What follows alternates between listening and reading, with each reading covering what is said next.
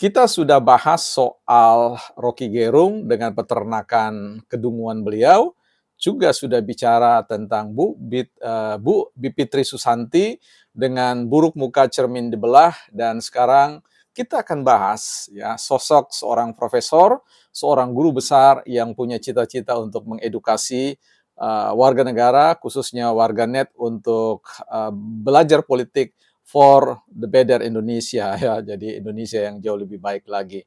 Ini penting kita underline, masih seputar persoalan OCCRP ya, Organized Crime and Corruption Reporting Project ya. Baik, selamat datang teman-teman di channel Bukan Partai Politik, ruang publik, sekolahnya publik, bukan sekolahnya partai. Tempat kita bersama-sama belajar untuk meninggikan argumentasi kita, bukan suara penuh makian, apalagi ya pendekatan yang sangat emosional. Don't raise our voice, emotion but argument.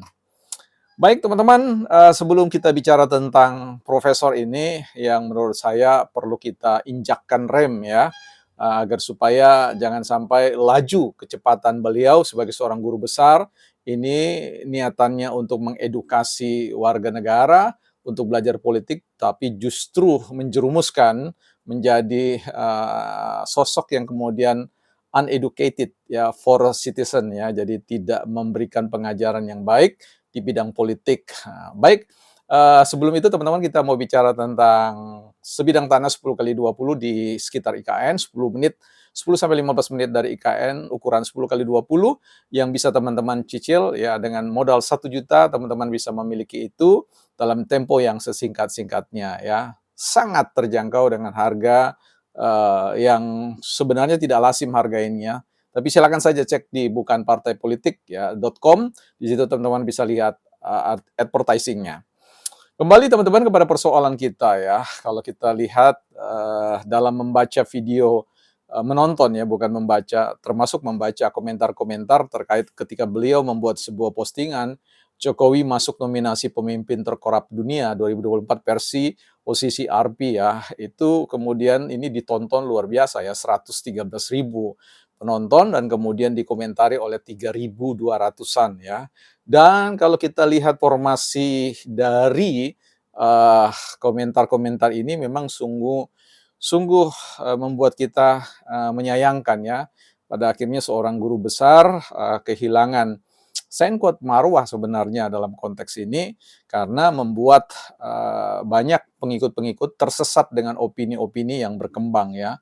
Coba bisa bayangkan ini ada ungkapan ternyata 70% kepuasan publik terhadap Jokowi hanya karena bansos. Wah, ini luar biasa ya. Kemudian Tuhan sangat adil buat Jokowi dan keluarganya, diberi gelar yang sangat cocok dengan keluarganya. Nah, kemudian jika ingin jadi koruptor handal dan terhindar dari jeratan hukum, belajarlah kepada Pak Jokowi ya. Sosok yang pernah dielulukan baik di tingkat nasional maupun internasional kini sudah menjadi Mulyono yang kehilangan semua kehormatannya. Dan seterusnya dan seterusnya dan seterusnya ya. Saya kira ini ada sekitar 300 ya 3.000 ya 200 komentar yang menurut saya ini adalah efek langsung dari sang guru, sang maha guru yang mengajarkan sebuah proses pembelajaran berpolitik untuk Indonesia yang lebih baik.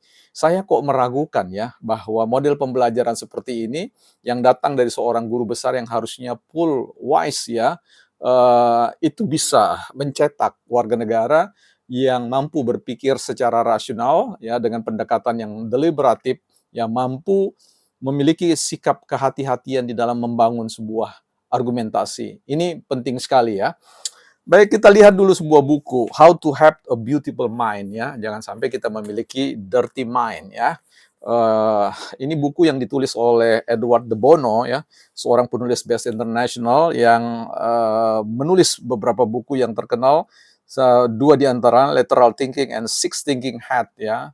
Ini menarik sekali ya, teman-teman bisa beli bukunya di Gramedia ya, banyak sekali buku atau di toko-toko buku online. Saya coba lihatkan, tunjukkan teman-teman, ada satu perspektif yang ditulis oleh Edward de Bono, bicara tentang gelembung logika ya, ini gelembung logika. Di sini dituliskan ya, saya menciptakan perkataan gelembung logika dalam sebuah buku saya sebelumnya. Ketika seseorang melakukan sesuatu yang tidak Anda sukai, atau sesuatu yang tidak Anda setujui, maka sangat mudah untuk melabeli orang tersebut sebagai orang bodoh picik dan kejam, ya. Namun orang tersebut mungkin telah melakukan sesuatu yang logis dalam gelembung logikanya. Gelembung tersebut terbuat dari persepsi, prinsip, keperluan, dan pengalaman orang tersebut. Nah, jadi kita ulangi bagian yang kita mau tekankan. Ketika seseorang melakukan sesuatu yang tidak Anda sukai atau sesuatu yang tidak Anda setujui, maka sangat mudah untuk melabeli orang tersebut sebagai orang yang bodoh, picik, dan kejam. Ya, jadi dalam posisi ini gelembung logika itu mau menjelaskan tentang sikap kita terhadap orang lain. Kalau kita sudah tidak suka kepada orang lain, maka ya ada sebuah perilaku ya yang menurut saya sebuah perilaku yang out of the box ya, out of the academic behavior ya. Jadi keluar dari suatu perilaku seorang akademisi ya, karena bagaimanapun juga seorang guru besar ini adalah seorang akademisi.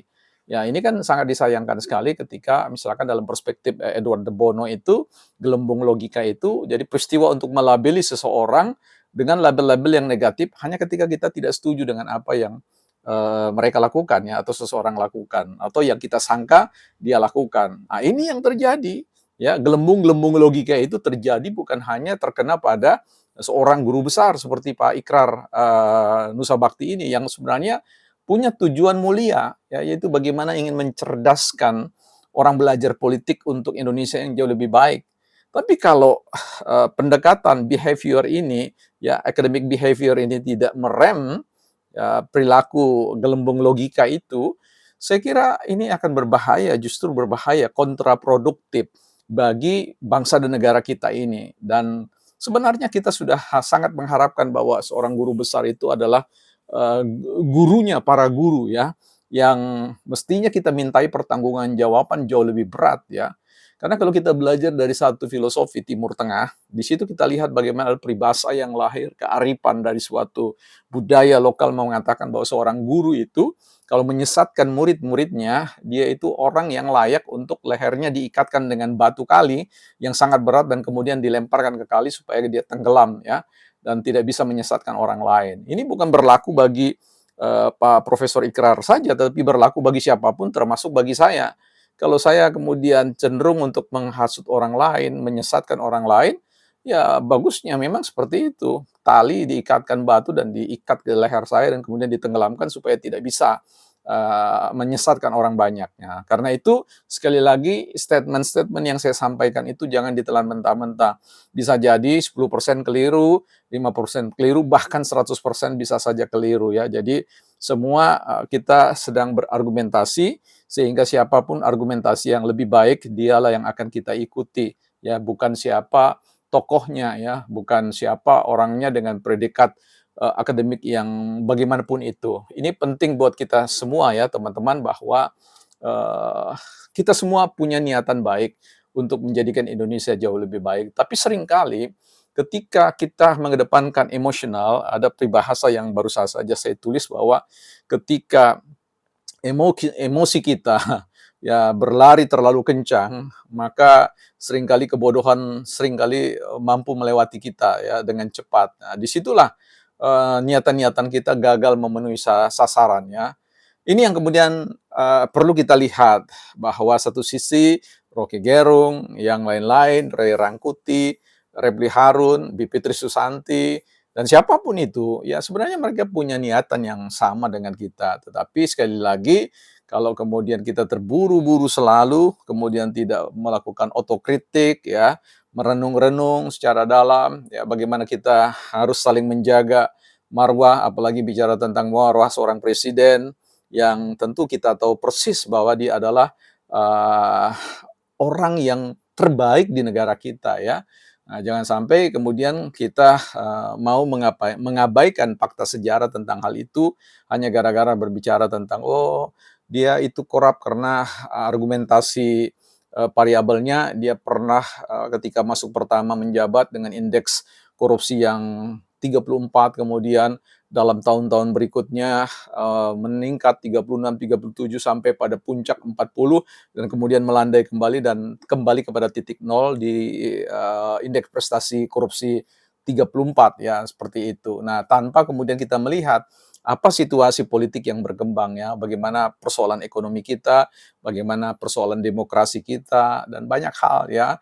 Dan kita tahu bahwa Pak Jokowi dalam konteks konstelasi politik, kita selalu harus tahu bahwa seorang pemimpin di periode kedua itu selalu biasanya tidak banyak lagi orang mau mendekat ya, karena berusaha untuk mengambil posisi star untuk bisa menjadi the next president dan sebagainya, sehingga ya wibawa itu tidak mau power itu mulai mengendur ya dalam konteks teori politik. Nah, sayang dan kita tahu persis bagaimana PDIP memperlakukan Pak Jokowi itu sebagai petugas partai untuk mengatakan bahwa oke, waktumu sudah selesai, oh, menyingkir dari hal itu, dari epicentrum kekuasaan dan seterusnya.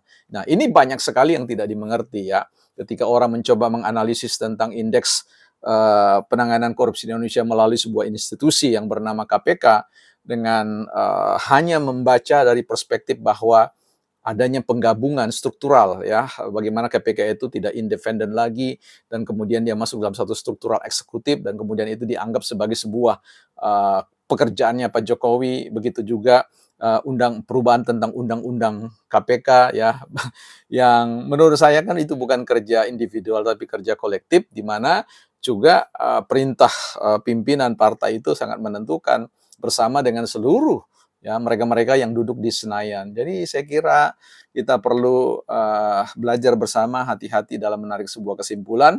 Sekali lagi ya, gelar-gelar yang kita miliki itu tidak bisa menyelamatkan kita. Gelar-gelar kita itu justru sebenarnya menjadi modal ya, capital, social capital yang jauh lebih baik sebenarnya untuk meyakinkan orang lain ya. Buat seorang Profesor Ikrar Nusa Bakti ini adalah seorang lulusan PhD ya, filosofi doktoral di lulusan luar negeri ya, jago dalam bahasa Inggris.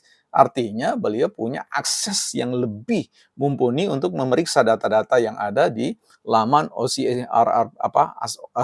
OCCRP ini ya, dan juga dalam konteks literatur-literatur yang lain. Ya, katakanlah kalau STAR itu sudah jauh beliau STAR ya, dan harapannya yang menjadi guru bangsa bagi kita ya. Kita ingin belajar dari beliau. Tapi sekali lagi di titik ini saya ingin mengatakan bahwa banyak hal yang positif yang bisa kita timba dari beliau, tetapi untuk satu hal ini kita perlu rem-rem sedikit, bukan partai politik.